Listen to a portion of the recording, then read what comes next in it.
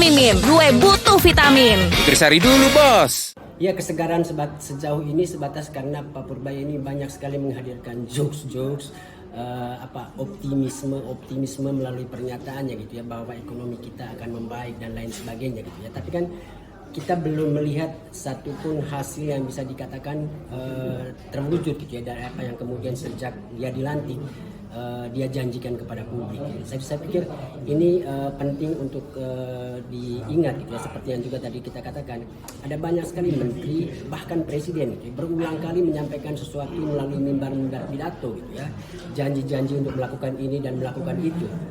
Termasuk Pak Purbaya.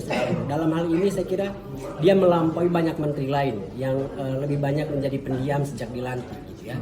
Pak Purbaya kemudian tampil dengan sesuatu yang berbeda, dia berani ngomong, dia berani bermain di media sosial juga gitu ya, dan itu nampaknya mendapatkan simpati dari banyak warga gitu ya, dan saya kira ini tentu akan menjadi semakin positif untuk pemerintahan Prabowo jika apa yang kemudian dijanjikan Pak Purbaya sejak awal itu kemudian satu demi satu terwujud, dan itu yang kita tunggu sekarang. Tapi jelas kehadiran dia beberapa bulan terakhir ini memberikan ya warna yang berbeda, memberikan sedikit kesegaran gitu ya, di samping setelah kita sekian lama dihadirkan dengan pemandangan dari menteri-menteri yang sangat monoton gitu ya, yang kemudian menikmati kursi menterinya dengan duduk manis di kantor, kalaupun kadang-kadang muncul hanya ngomong satu dua kata tanpa pernah menjelaskan apa yang sudah dia kerjakan gitu.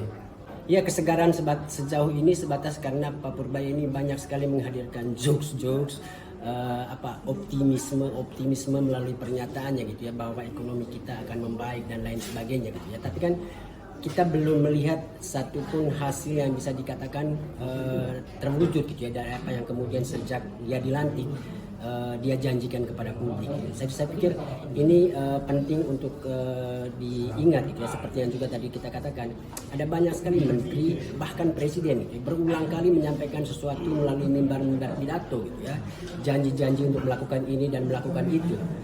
Termasuk Pak Purbaya. Dalam hal ini saya kira dia melampaui banyak menteri lain yang lebih banyak menjadi pendiam sejak dilantik gitu ya.